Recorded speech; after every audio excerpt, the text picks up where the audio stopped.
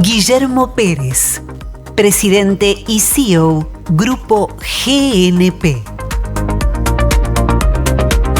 Bueno, Guillermo, un placer, ¿eh? Bienvenido, ¿cómo estás? Bien, estar con el periodista que mejor pregunta y aún me escucha mejor. Bueno, tuviste buena parte del evento, así que te agradezco. Sí. Y bueno, te dejamos un ratito para que expongas. Te dejo la silla, no te molestan, ¿no? No, para nada. Bárbaro, entonces te escuchamos un rato. Me pierdo tus preguntas, nada más. Pero no importa. No hace falta, esta vez no hace falta, es una linda presentación. Eficiencia tributaria. Sí, en realidad son casos de éxito de negocio. Es la paradoja de cómo ganar plata con los impuestos. Son casos de éxito para mejorar la competitividad empresaria argentina, que es el cambio de paradigma que hoy... Ya me lo vendiste, cómo ganar plata con los impuestos, Así ya está, es. listo. Y bajar el estrés financiero. Pueden negociar más tranquilos con la gente de banco, etcétera, y pedir líneas de crédito y no ir a descontar un cheque rápidamente. Bueno, vamos entonces, te escuchamos. Vamos. Gracias, bueno, Guillermo. Avanzo con esto, ¿no? Bueno, en cualquier compañía industrial, por ejemplo, hay tres componentes que son los componentes más importantes de la ecuación económica de su negocio. El costo de la materia prima o de los materiales, los salarios y la carga tributaria. En una de compañía comercial ocurre esto, en una comercial industrial lo mismo, en una de servicios seguramente los salarios y la carga tributaria. ¿Por qué la carga tributaria? Y voy a expoliar lo que voy a decir acá. Porque la carga tributaria, que implica la impositiva y la de seguridad social, se lleva 2/3 partes de la utilidad neta de su negocio. Esta charla es muy aplicable a todos aquellos que tienen que trabajar por vocación o por obligación en lo que llamamos el Canal 1. Esta charla no puede competir con un Canal 2, digamos, ¿sí? Así que los que trabajan totalmente en el Canal 2, si lo llevan bien, sigan por ese lado, it's your problem. Ahora, los que trabajan por el Canal 1, esto les va a servir muchísimo. Se trata de casos de éxitos, o sea, sáquense en el miedo de que vamos a hablar de impuestos.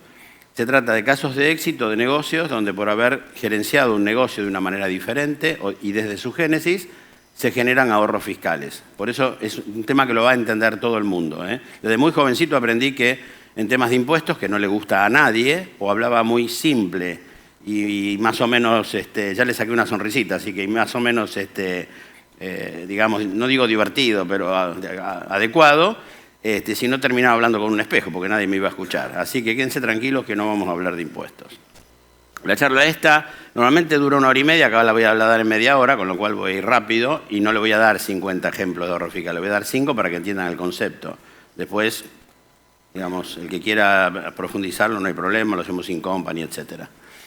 Esta charla va a hablar desde la macroeconomía, cuáles son los 10 factores estructurales que provocaron la falta de competitividad empresarial en la Argentina, que tiene que ver mucho con la carga tributaria. Hablamos del impacto de la carga tributaria en las empresas y en los individuos. Y finalmente, en realidad nos vamos a referir al último punto que está abajo de la pantalla, que habla de estrategias fiscales para lograr bajar esa carga tributaria que ustedes sufren siempre.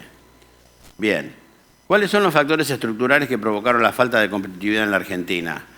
El primero es el más subjetivo, los demás son todos datos objetivos. En la Argentina nunca tuvimos un proyecto de país y políticas públicas consensuadas. Hubo políticas orientadas al consumo en los últimos 100 años y no a la producción. Una cosa es que yo tome los impuestos para el consumo y otra cosa es para promover la inversión, que a su vez genera crecimiento, que a su vez genera mayor empleabilidad. Estamos con un problema de estanflación y estancamiento desde el 2011, ahora con mucha menos inflación, pero... Claro, 2,5 nos parece fantástico, pero en el mundo es horrible 2,5 mensual, ¿sí?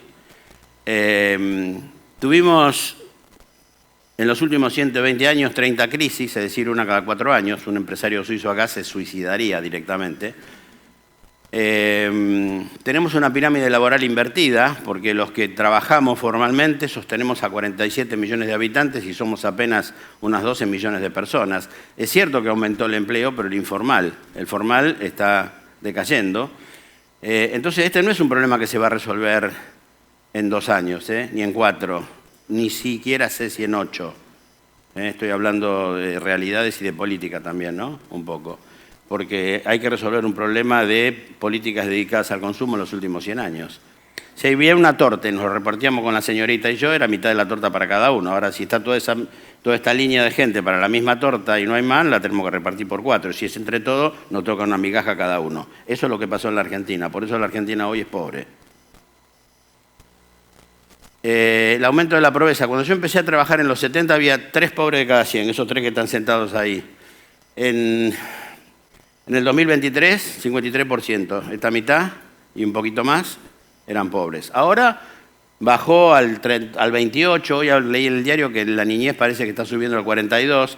A mí me cuesta entender esos porcentajes del 28 y del 38, aunque lo saca la UCA, etcétera, porque yo creo que el que vive en una casilla hoy sigue viviendo en la misma casilla. Tal vez pueda comer un poco mejor o no, no lo sé realmente.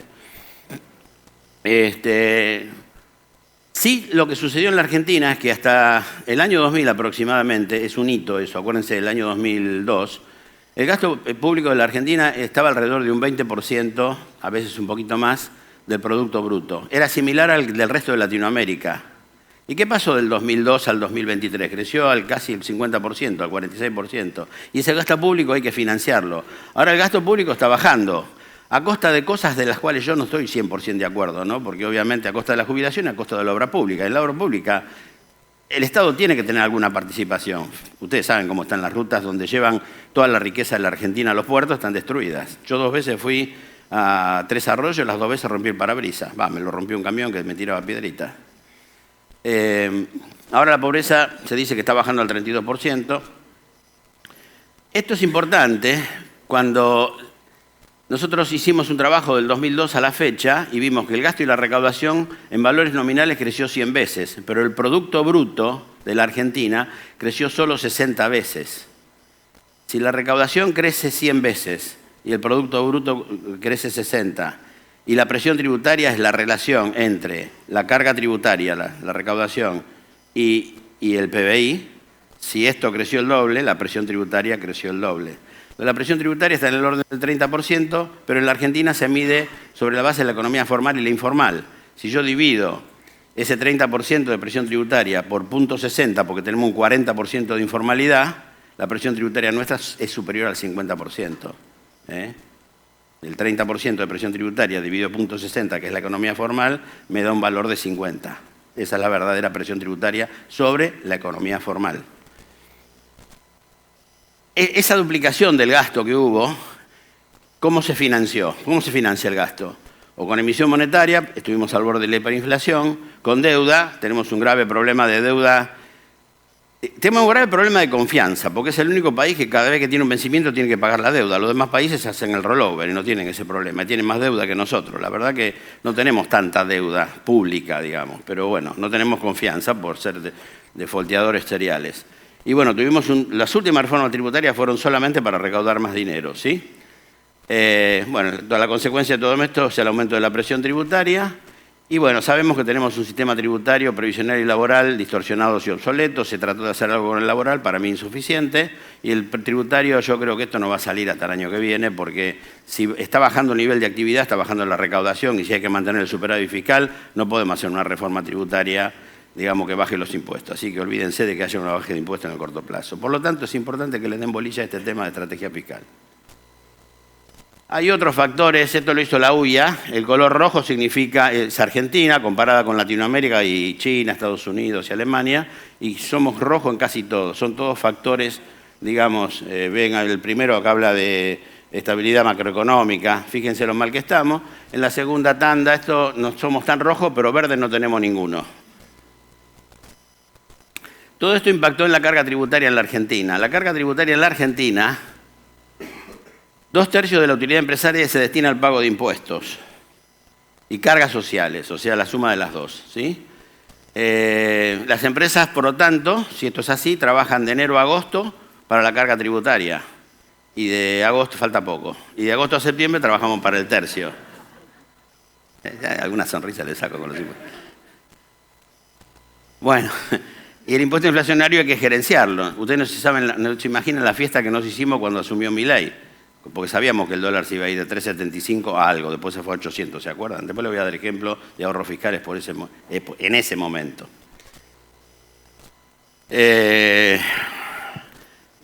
Para esto que dije que las 2/3 partes se lo llevan los impuestos de la rentabilidad, tomamos el balance de una empresa industrial líder en su rubro, donde hoy tiene una utilidad neta de 5,50 y desagregamos la carga previsional y la carga impositiva y nos dio 9. 9 respecto a 5,50, que es la utilidad neta, me da 164%. Eso aplicado de enero a diciembre me da que 9 es enero a agosto y 5,50, la utilidad neta final, es de agosto o de septiembre a diciembre.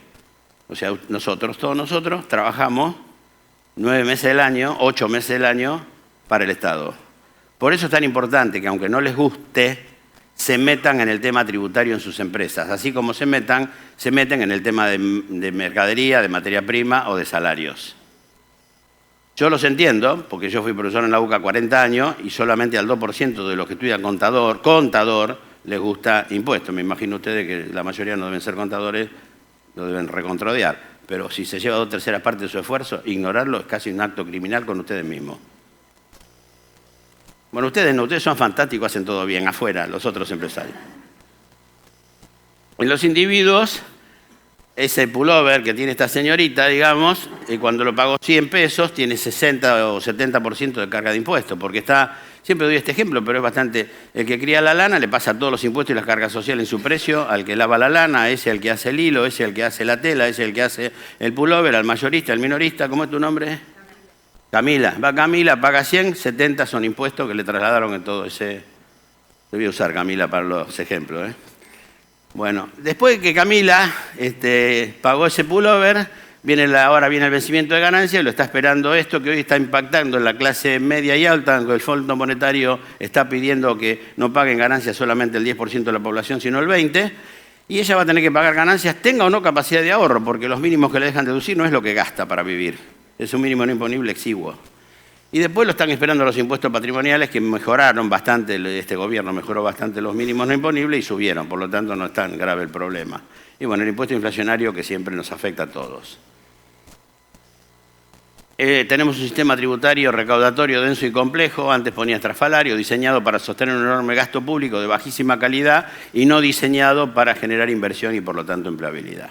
Bueno, estas son críticas que le hago al sistema tributario, que las paso por alto. En síntesis, la falta de un proyecto de país y de políticas públicas adecuadas provocó una de las cargas tributarias más altas del mundo. La solución a nivel macro es una reforma integral del sistema tributario previsional y laboral, fuente de un fuerte rediseño, ajuste ahora se puede decir, antes no se podía decir, del gasto público, reduciendo el impacto inflacionario. Y mientras tanto, y esto no ocurra, lo que nos toca hacer es arreglándolas por las nuestras, es decir, hacer estrategia fiscal empresarial. Lo primero lo voy a hablar muy rápido, las medidas de corto plazo, puede haber todas estas, donde no necesariamente se necesita una ley del Congreso, digamos. Algunas empezaron a hacer, como el RIMI, etcétera. Y las medidas de largo plazo, como ya dije, son estas cosas de acá. Pero vamos a meternos derecho en estrategia fiscal empresarial. ¿Cómo se implementa esto, digamos? Hay que trabajar con enfoque de negocio. O sea, a ustedes no les sirve el contador llena formularios. ¿Hay muchos contadores acá? Levanten la mano, a ver. Bueno, ¿pero son empresarios también? Bien. Bueno, el contador llena formularios, para los 3 o 4 que levantaron la mano, acuérdense, ustedes no tienen que dedicarse a llenar formularios, tienen que ayudar, en cada decisión estratégica que toma el empresario, lo tienen que acompañar para que el señor gane plata con los impuestos. Esa es nuestra misión y función. Para eso tenemos que trabajar con enfoque de negocio. Ustedes como usuarios tienen que pedirle a su contador que funcione con enfoque de negocio, como piensan ustedes. Para mí es fácil, porque soy hijo y nieto de industrial, entonces no lo tuve... No es mérito, está en el ADN, lo aprendí en la mesa de mi casa, ¿sí? Pero eso es fundamental, digamos. Y para eso hay que gerenciar desde la gestación del negocio. Si ustedes al contador le dan un negocio cerrado, con el contrato cerrado, está listo el tipo. Una vuelta, una empresa hizo franchising, 200 compañías y vino con los 200 contratos. Le digo, esto paga sellos. Tuvimos que retirar todos los contratos y hacer una carta oferta con una cláusula que diga que con el primer pago de la primera cuota acepta toda la oferta de esa carta oferta. Con lo cual eso es un contrato legal, pero no lo es para impuestos a los sellos. Bueno, pero eso, ahí hubo el milagro, pero es muy difícil hacer milagro. Si ustedes vienen, che, mira, quiero hacer 200 contratos de franchising, yo te aviso esto antes y no hace falta el papelón de ir a los 200 clientes a pedirle que me devuelvan los contratos. Actitud diferencial. Esto tiene que ver con los valores actitudinales, ¿sí? Ya los voy a explicar uno por uno. y metodología eficaz, que es hacer revisiones fiscales, consultoría, planificación, etc. Se trata de instalar la conciencia tributaria en la compañía. Antes de cada decisión de negocios tienen que ver cuál es el impacto fiscal. Si fuera financiero diría el financiero y diría el legal, ¿sí? Pero nada de esto va si no hay una implementación efectiva. Eso es lo que garantiza la estrategia fiscal. Ya vamos con los ejemplos. ¿Qué es lo que quiere el empresario? El empresario lo que quiere es maximizar el resultado contable, porque se lo tiene que mostrar después a los bancos para que le den créditos, y minimizar el resultado impositivo, que a su vez repotencia mejorar el resultado contable, ¿sí? Muy bien. ¿Cómo logramos? Nos vamos a meter en minimizar el resultado impositivo, ¿sí? Lo que está acá, con respecto al impuesto a las ganancias, ¿qué quiere el empresario? Este es el resultado contable. Esta es la declaración jurada de impuesto a las ganancias. Se parte el resultado contable, hay ajustes que restan, porque así lo dice la ley, al resultado contable y otros que suman. Y se llega al resultado impositivo y de ahí se paga la tasa, el 25, 30 o 35%. ¿Sí? ¿Qué quiere el empresario? Maximizar las deducciones y minimizar aquellas cosas que le generan más impuestos. ¿Sí? Entonces alguien perspicaz de acá, Camila, me va a decir, che, pero me estás engrupiendo, Guillermo, ¿sí? El resultado impositivo parte del contable, cuanto más alto es el contable, más alto es el impositivo. Eso no es así. Se dan 3 situaciones en la práctica. Voy a dar un solo ejemplo de cada situación. En la que no tuvimos valores actitudinales, nos quedamos dormidos y vino el contador y me dijo, che, tenés que hacer una previsión para obsolescencia de inventarios. ¿De cuánto? De 12 millones. Estamos en el peor de los mundos. ¿Por qué? Porque el contador interno hace la previsión, que es una pérdida contable de 12 millones, tengo una pérdida contable de 12 millones, pero que no es deducible impositivamente. Si nosotros hubiéramos trabajado con proactividad, con lo que llamo valores actitudinales, por ejemplo, ¿qué hubiera pasado? Nos hubiéramos reunido antes del cierre del ejercicio, asumiendo que cerremos el 31 de diciembre, que no es el mejor cierre es 30 de septiembre, por razón de planificación fiscal, y hubiéramos dicho, che, estas computadoras no se las vamos a vender a nadie, hagamos una previsión para obsolescencia de inventario. Como la hacemos nosotros, no nos da 12 millones, nos da 9, porque esto no es una ciencia exacta, ¿sí? Y tengo un papel y una evaluación técnica que me da 9. Como me da 9, y Camila se acordó y dijo, Guillermo dijo que hay que registrar la previsión de obsolescencia de inventario ítem por ítem en el libro de inventarios y balance, que es un libro legal que llevan todas las compañías. Si hago eso, esos 9 millones son deducibles de impuesto a las ganancias.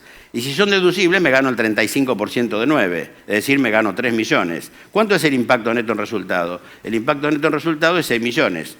¿Por qué? Porque la flecha azul de arriba para abajo antes era 12 millones la pérdida. Yo, como la calculé yo, porque trabajé, me adelanté al auditor, y cuando vino el auditor le digo, mira, acá la tenés, la previsión para obsolescencia de inventario, él está apurado porque tiene que sacar el balance y anota 9 millones. Como la hice temporita en el libro de inventarios y balances, me ahorré 3 millones de impuestos a las ganancias. El efecto neto de resultado es 6. Una misma situación, gerenciada de 2 maneras distintas, en una da una pérdida de 12 millones y en la otra una pérdida de 6. Simplemente por trabajar con un enfoque diferente, ¿sí?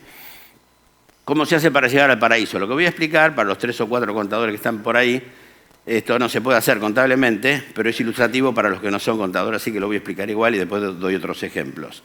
Vamos a suponer que Camila me dice, tenemos una compañía que cierra 31 de octubre y vendemos productos estacionales, que en verano se venden mucho, helado, pintura, qué sé yo, lo que les guste, mallas para ir a bañarse. Bueno. Entonces me dice, vamos a hacer una campaña publicitaria muy fuerte en octubre que le va a dar un push a toda la campaña de ventas de la temporada alta, o sea, de octubre al 31 de marzo. ¿Sí? Un mes de este ejercicio, 5 meses del ejercicio siguiente, ¿sí? Porque cierro 31 de octubre.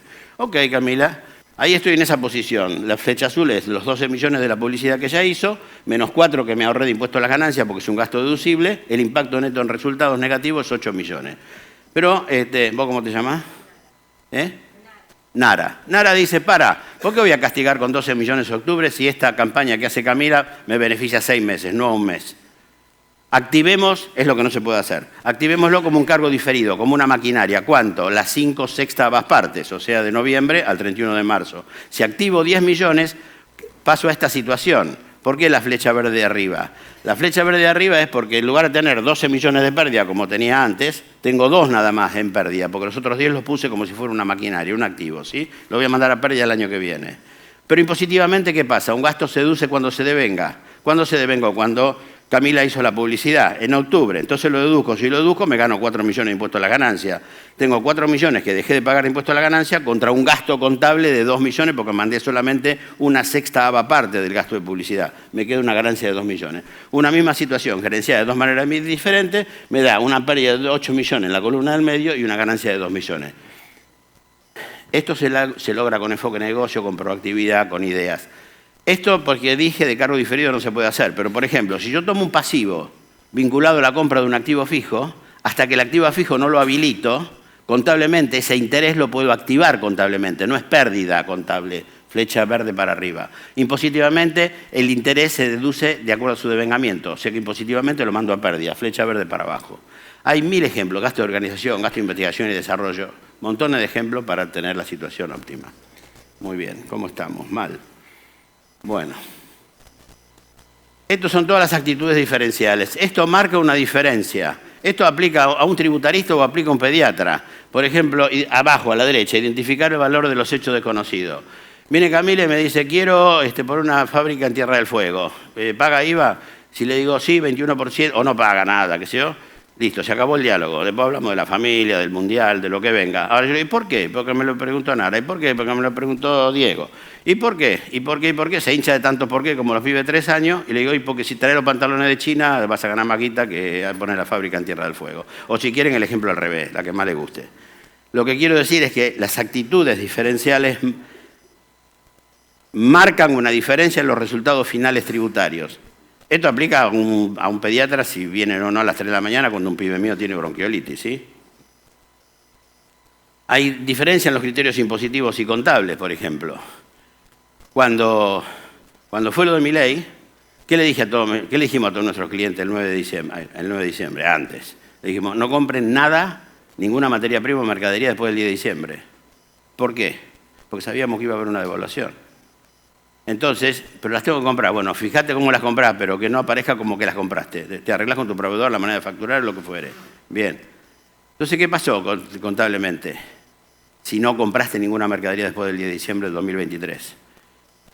Ese dólar, contablemente lo tenías que evaluar al 31 de diciembre a 800 pesos. ¿Qué tenías? Una ganancia por tenencia de inventario, por revaluación de inventario, de 4,25, que es la diferencia entre 800 y 3,75, que era lo que estaba el dólar. Impositivamente, ¿cómo lo evaluó ese dólar? A la última compra ocurrida. ¿Cuándo fue? El 9 de diciembre. ¿A cuánto evaluó impositivamente el inventario? A 3,75. Eso me da una pérdida por evaluación de inventario en el balance impositivo de 4,25. Matamos la ganancia por tenencia de inventario. Lo mismo pasó con las inversiones que había en fondos comunes de inversión. Los fondos comunes de inversión generan ganancia por inflación impositiva. Es la peor de todas las ganancias, porque es una ganancia calculada matemáticamente, pero no tengo la caja para pagarla. Entonces, ¿qué le decíamos? Sabíamos que venía la devaluación. Vendan el fondo común de inversión antes del cierre, pongan un plazo fijo, un título público, o vuelvan a reinvertir el fondo común de inversión. Con eso se mataba la ganancia por inflación. Y al contrario, si lo ponías en un plazo fijo porque tenía tasa de interés positiva, te daba pérdida por inflación para todo el año siguiente. La fiesta que nos hicimos en diciembre de 2003 fue total. Y nos hacemos todos los años antes del cierre de ejercicio, porque con una inflación del 35% anual todavía sigue la fiesta esa. Bueno, no tengo tiempo. Acá hay 1000 ejemplos, pero no tengo tiempo. ¿Cómo ve el mercado al tributarista y hasta cómo se ven los tributaristas a sí mismos? Cuando uno de ustedes nos plantea un negocio, lo primero que ve el tributarista es el problema y hace este trabajo profesional, ¿no? Buscando análisis y conclusión. ¿Qué le digo a mi gente y qué le digo a ustedes como usuarios que tienen que hacer? El tributarista, ¿cómo debe ser su contribución? Cuando viene Diego y me plantea un negocio, lo primero que tengo que ver es la solución. Y hago el mismo trabajo que el otro, pero parto al revés, no parto de un problema, parto de una solución. En una compañía, una vez había una compañía americana que se iba y le cedía todo el negocio andando a una compañía argentina. Y le daba 6 millones de dólares. En ese momento estaba a 60, creo. Eran 600 millones de pesos. 200 de créditos, 200 de bienes de cambio y 200 de bienes de uso. Todo lo que entraba en el patrimonio le dijimos meterlo a uno, porque el otro lo va a mandar a pérdida, el que te da la empresa. Y contablemente ponerlo al valor que quieras, pero impositivamente a uno. ¿Para qué? Para que no haya una ganancia de 600 millones. Pero ¿cuál era el problema? ¿Por qué estaba trabada la operación? Porque la cesión de créditos, los 200 millones que era una cesión de créditos, disparaba IVA, porque había una diferencia de valor. Entonces le dijimos, hay que cambiar el negocio. Ahí está la solución. Cambien el negocio. Que ellos se queden, el americano que se quede con los 200 millones de créditos, y a medida que los vaya cobrando, te dé a vos el dinero en concepto de indemnización rubro antigüedad. ¿Por qué? Porque lamentablemente la felicidad nunca es completa cuando hay una fusión y 1 más 1 nunca es 2. Tuvieron que despedir a 390, no sé a cuántas personas, pero había 390 empleados que recibían. Entonces la indemnización rubro antigüedad no paga IVA. Y se ahorraron 42 millones. Estaba trabada la operación porque se suponía que la operación era a valor cero y como había que pagar IVA, estaba trabada. Bien. ¿Qué hizo el tributarista en esta situación, nuestra gente? ¿Qué hizo esta gente? En lugar de ver el problema, que pagaba el 21% de la cesión de crédito, transformó la cesión de crédito en una solución, en una indemnización rubro antigüedad. Eso tiene que ver con las actitudes diferenciales también, y además del enfoque de negocio. No hay nada bueno sin una buena metodología. La metodología, así es como ustedes están acostumbrados a trabajar con sus contadores. Le hacen el balance a fin de año, la declaración jurada, mal tardí nunca, se las hace y les responden a alguna consultoría si le preguntan. En realidad, para que ustedes tengan... Esto es equivalente a un traumatólogo. Les cura la rodilla, con una pastilla, les rompe el riñón o el hígado. Ustedes tienen que lograr un médico clínico de cabecera que los acompañe día a día en su negocio. Y para eso, en realidad, hay que trabajar de esta manera. Se trabaja haciendo outsourcing o auditoría fiscal de los impuestos indirectos, que nos da mucho conocimiento del negocio, que nutre a la consultoría, que hecha con enfoque de negocio, nutre la planificación fiscal, que se debe hacer con un real y proyectado al 31 de diciembre, si es que cierran en diciembre, para que después la declaración jurada recepte todas esas ideas hechas durante todo el año. Entre esto y esto es el día y la noche. Nada que ver. Son dos maneras completamente diferentes de trabajar. Acuérdense. Enfoque de negocios, metodología, cuestiones actitudinales. Una gestión tributaria, en definitiva, implica... No estoy tan mal, ¿eh? 5 minutitos más, Pablo. ¿Quieren que me baje? ¿Viste, Pablo? Yo te lo dije, Pablo, siempre pasa así. Siempre pasa así. Hay oportunidades impositivas aquí ahora. Ahora, una oportunidad impositiva que no tienen que dejar pasar es el tema de impuesto a la ganancia simplificado. Los contadores no se lo están diciendo, no sé si porque no lo leen o porque creen que perdieron el nicho de hacer la declaración jurada. No, tienen que meterse en ganancia simplificado y seguir haciendo su declaración jurada para corregir la que hizo Arca, que seguro que está mal o es insuficiente, pero el ganancia simplificado les da el tapón fiscal por todos los años no prescriptos y la posibilidad de blanquear ciertas sumas. Si no lo hacen ahora, se la pierden para el 2025. La van a poder hacer hasta el 2026 y esto dura hasta el 2027. El año pasado, el REIBP, Régimen Especial de Impuestos a los Bienes Personales, había que hacerlo, meterse y pagar la tasa más alta. ¿Para qué? Para tener estabilidad fiscal hasta el 2038. Si no lo hacían en ese momento, se lo perdían para siempre. Entonces, hay oportunidades impositivas que es en el aquí y ahora. De esto hay 20 ejemplos para darle. Gerenciamiento tributario eficaz. El que cierra 30 de junio está cometiendo un error, se está perdiendo un montón de plata. El que cierra 31 de diciembre también. Hay que cerrar el 30 de septiembre. ¿Por qué? Porque mi compañía, que cierra el 30 de septiembre, gana 100 al 30 de septiembre. Me deduzco 25 en concepto de honorario de director, pago impuesto en la sociedad el 30 de septiembre de 2026 sobre 75, pago anticipos del 2027 sobre 75, y ¿cuándo me votan a mí esos 25 que yo voy a tener que pagar? En enero del 2027. ¿Cuándo declaro eso de enero del 2027? En junio del 2028. ¿Cuándo lo deduce mi sociedad? Con efecto al 30 de septiembre de 2026. Esos 25. ¿Cuándo pago yo por esos 25? 14 meses después, en junio del 2028. ¿Sí? Hay 14 meses en el medio, con una inflación del 200% fue un picnic, o con una del 30% también sirve. Aparte me puedo hacer anticipo en un director que no llevan retención y ese dinero que está invertido en la sociedad porque sobra en todas inversiones financieras que en la sociedad pagan el 35%, en cabeza mía la mayoría están exentos, incluyendo la diferencia de cambio. En cambio en la compañía hasta las diferencias de cambio pagan impuestos a las ganancias. Es un mecanismo muy importante. Eso tiene que ver con gerenciamiento tributario fiscal. Y redefinir el mejor negocio, ya les conté, por ejemplo, Diego me quiere vender su compañía, no nos ponemos de acuerdo con el precio, y eran 10 millones de dólares. Sé que vos pensás que son 100, pero bueno. 10 millones de dólares, y yo digo, no te quiero pagar eso. Entonces digo, hagamos una cosa, hagamos una obligación de no hacer, porque si yo te lo compro en 10 millones, los 10 millones no son deducibles. Él se muda a la vereda de enfrente y en 5 años me fundió, porque el que sabe más del negocio es él que yo. Entonces hago una obligación de no hacer, de no competir, él no me puede competir durante 5 años. Lo redacto de modo tal, por 3 millones y 7 millones te pago las acciones. Esos 3 millones dejan de ser acciones para hacer un gasto. Un contrato de obligación de no hacer es un gasto. Lo deduzco impositivamente y me ahorro 1 millón de impuestos a la ganancia, me cuesta 9 millones la compañía de él. Eso es redefinir el mejor negocio. Mensaje final. No estamos tan mal, Pablo. La estrategia fiscal es vital, ya que el 150% de la rentabilidad empresaria se destina a pagar la carga tributaria. Es muy importante instalar la conciencia tributaria para poder hacer estrategia fiscal. Y esto implica una decisión política de los dueños, si es que están acá, y una efectiva implementación del management, si es que están acá. Requisitos: conocimiento fiscal profundo, enfoque de negocios y conocimiento de la industria, valores actitudinales, vocación por diferenciarse, hacer las cosas mejor que la media, y una metodología adecuada. Y el mensaje final es: cada vez que doy esta charla, escucho decir, a veces en colega, siempre se hace planificación fiscal. En los hechos pocas veces se implementa efectivamente. Es más, en los hechos pocas veces se hace, ¿sí? Es más fácil llenar un formulario que estar pensando en abstracto cómo hacer para bajar los impuestos. Gerenciar los negocios de su gestación y tener vocación por modificarlos casi siempre mejora el impacto fiscal. Se trata de generar soluciones y no de crear problemas. Y lograr mayor competitividad empresaria requiere implementar una efectiva estrategia fiscal para mejorar la rentabilidad, ya que los impuestos, como les dije, se lleva dos terceras partes del negocio de todos ustedes. Y nada más, muchas gracias. Gracias, Guille. Un capo. Te agradezco.